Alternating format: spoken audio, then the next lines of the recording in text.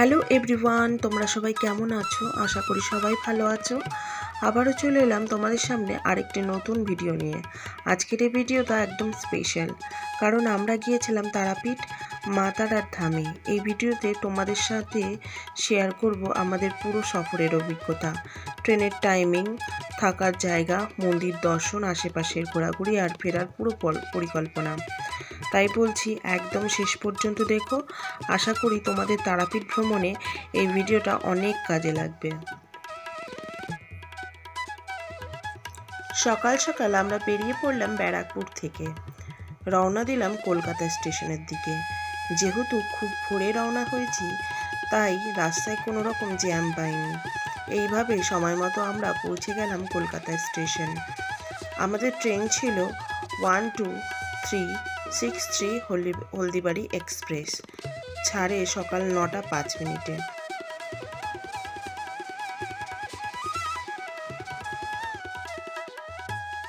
যথারীতি সময় আমাদের ট্রেন স্টেশনে দিয়ে দিয়েছে। আমরা এখন যাচ্ছি ট্রেনের দিকে। ট্রেনের সিট খুঁজে বসে পড়লাম এবং ট্রেনটি ঠিক ছাড়লো 9টা 5-এ।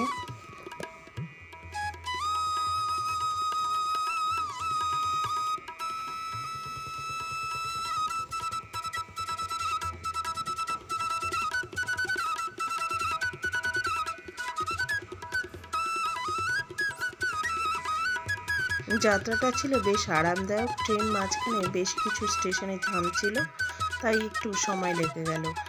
ঠিক দুপুর 1টা নাগাদ আমরা পৌঁছে গেলাম রামপুরহাট স্টেশন। রামপুরহাট স্টেশন থেকে আমরা একটি টোটো ভাড়া করে পৌঁছে গেলাম আমাদের থাকার জায়গা নিগমানন্দ বাবার আশ্রমে। এখানে আমরা একটি এসি রুম নিয়েছিলাম, যার ভাড়া ছিল 1200 টাকা। রুমটা ছিল পরিষ্কার পরিচ্ছন্ন, ঠান্ডা শীতল পরিবেশ। কিছুক্ষণ বিশ্রাম নিয়ে আমরা দুপুরের খাবার সেরে ফেললাম। খাবারের পর আমরা একটু ফ্রেশ হয়ে বেরিয়ে পড়লাম মন্দিরের আশেপাশের জায়গাগুলো ঘুরতে।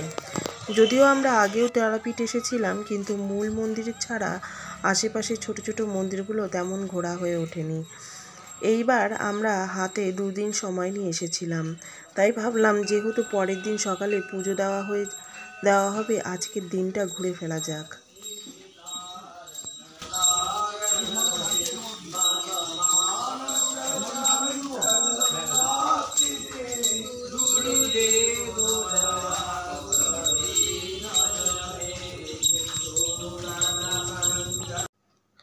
আমরা সবাই বলতে শুধু আমাদের ফ্যামিলি নয়, সাথে আমাদের গুরু ভাই বোনেরাও ছিলেন।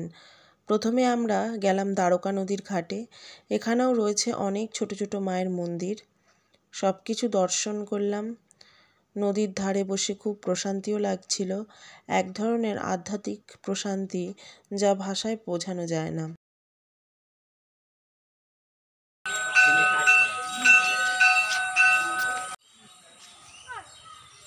আগের বার যখন এসেছিলাম এখানটায় একটা হনুমানকে বিস্কুট খাওয়াচ্ছিলাম।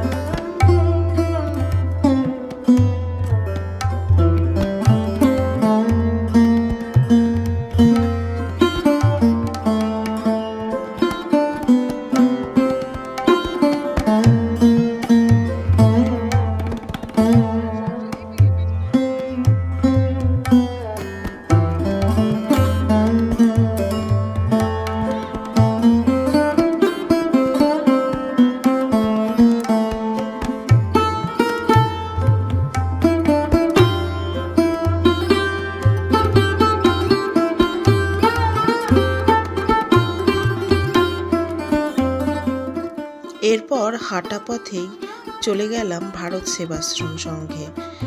আশ্রমটার ভেতরে খুবই শান্ত, সেখানেও কেউ বসে ধ্যান করছে, কেউ প্রার্থনা করছে। আমরাও কিছুক্ষণ সেখানে সময় কাটালাম।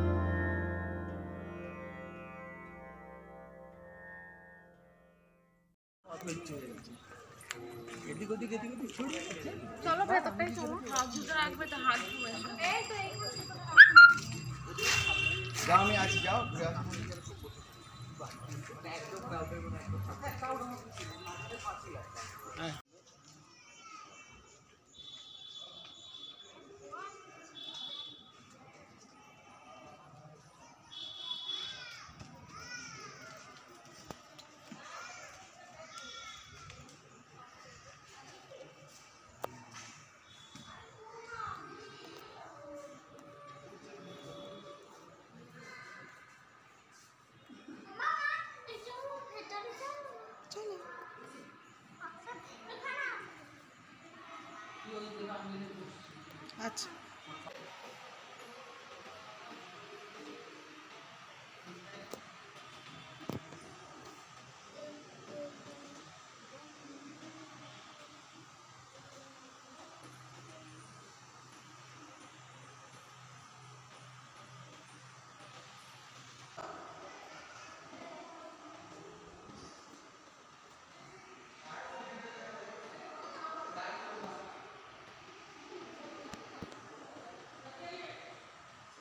এখানে একটু দাঁড়াও।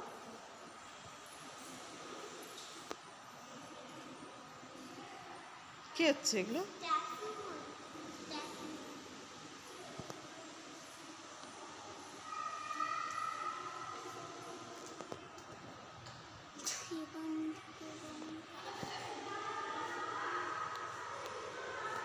আসো। এবার চলে যাব গর্ভগৃহে। গর্ভগৃহটা বেশ ভালোই গরম ছিল, আর এখানে সমস্ত ঠাকুরের মানে শ্রীকৃষ্ণ থেকে শুরু করে সমস্ত ঠাকুরের জীবন কাহিনী যেন এক মূর্তি দ্বারা পরিস্ফুটিত করে তোলা হয়েছে। আর এদিকে দেখো, সমস্ত মূর্তিগুলো আলাদাভাবে ইন্ডিভিজুয়াল নয়, দেওয়ালের সাথে সম্পূর্ণ দেওয়ালের ওপরেই করা মূর্তিগুলো। বেশ ভালোই লাগছিল। আর বাচ্চাদের তো এরকম মূর্তি দেখে দেখে সমস্ত কিছু বোঝানোও সম্ভব হচ্ছিল। বেশ ভালোই লাগলো জায়গাটা।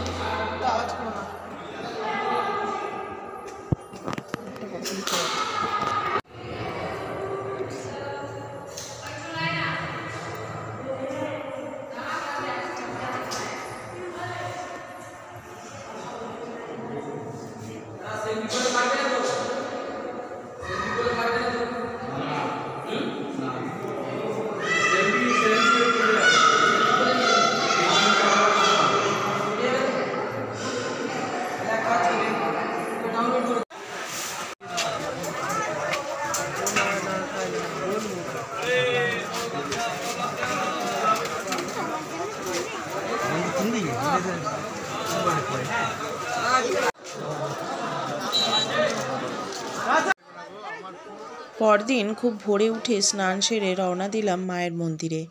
মন্দির চত্বর খুবই ভিড় ছিল। মন্দিরে প্রবেশ পথে ডান দিকে একটি জায়গা আছে যেখানে আপনি জুতো রাখতে পারবেন। এই যে দরজাটা দেখতে পাচ্ছেন, এইখানে আপনি জুতো রাখতে পারেন। এইখানে জুতো রাখলে আপনাকে প্রতি জোড়া জুতোর জন্য 3 টাকা ওখানে দিতে হবে। আর আপনি বাইরেও যেখান থেকে ডালা কিনবেন সেখানেও জুতো রাখতে পারেন, ওখানে কোনো চার্জ লাগে না। এবার তোমাদের মন্দির খোলার সময়সূচি বলে দিই। মন্দির খুলবে সকাল 5:30-এ, বন্ধ হবে রাত 9টায়।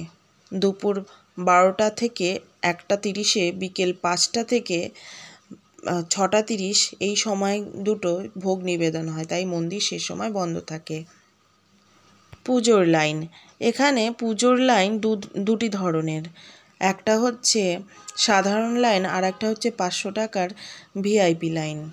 সাধারণ লাইনে আপনাকে এখানে 4 থেকে 5 ঘন্টা সময় লাগবে পুজো দিতে, আর 500 টাকার ভিআইপি লাইনে এখানে 1 ঘন্টার মধ্যেই পুজো দেওয়া হয়ে যায়। কিন্তু সমস্যা এখানে একটাই, প্রত্যেক জনার 500 টাকা করে লাগবে। গর্ভগৃহের ভেতরে গোলাপ জল, আলতা, সিঁদুর ইত্যাদি দেওয়া যাবে না। মায়ের প্রতিমা সরাসরি স্পর্শ করা নিষিদ্ধ। মোবাইল ফোন নিয়ে মন্দিরে ঢোকা যাবে না। মোবাইল গেটে গার্ডদের কাছে জমা রাখতে হয়।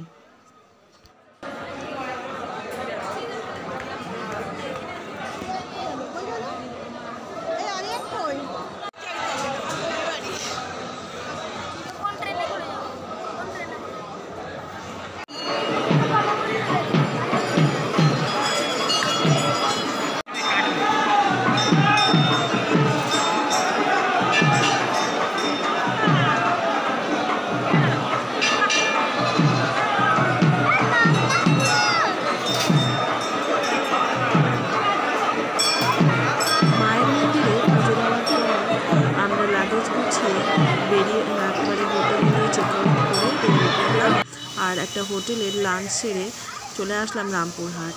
রামপুরহাটে স্টেশন থেকে আমাদের ট্রেন ছিল দুপুরে 1টার সময় আমাদের ট্রেনটা ছাড়বে। তো ট্রেন এসে দাঁড়িয়েই ছিল, তো আমাদের সিট খুঁজে আমরা বসে পড়েছি। দুপুর 1টার সময় এই ট্রেনটা ছাড়ার পর ঠিক সময় নেবে 4 ঘন্টা, মানে 5টার সময় আমরা নৈহাটি স্টেশন পৌঁছে যাব। নৈহাটি স্টেশন। এই ছিল আমাদের তারাপীঠ ভ্রমণের সম্পূর্ণ অভিজ্ঞতা। আশা করি ভিডিওটা তোমাদের ভালো লেগেছে। যদি ভিডিওটা ভালো লাগে তাহলে একটা লাইক করে দিও, কমেন্ট করে জানাও তোমার মতামত বা অভিজ্ঞতা, আর এমন আরও ভ্রমণ ভিডিও পেতে চ্যানেলটা সাবস্ক্রাইব করে ফেলো আর বেল আইকনটা বাজিয়ে রেখো।